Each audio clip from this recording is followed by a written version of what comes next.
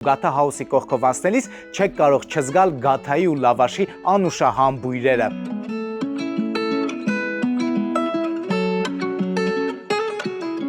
Գաթա հաուսում անցկացվում են թոնրի մաստեր կլասներ և մեր նկարանման պահից սկսած այստեղ մենք տեսանք այլազգի շատ տուրիստների, ինչի համար ես շատ ուրախ եմ, որ այլ ազգի ներկայացուցիչները գալիս են ու ծանոթանում են հայկական մշակույթի հետ։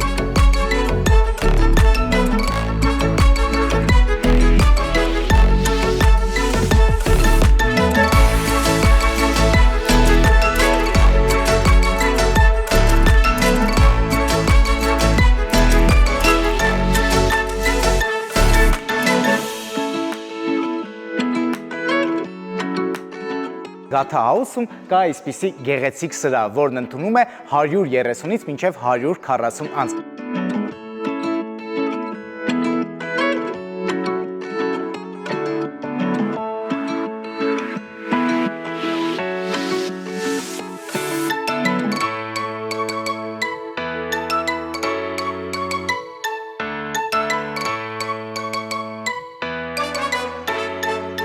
Ահա Գաթա հաուսի գեղեցիկ անակնկալը մեր հաղորդմանը ուր գնալ։ Իսկ ես պատասխանեմ Գաթա հաուս, ոչ թե պարզապես ռեստորան, այլ հյուրասիրության արվեստ։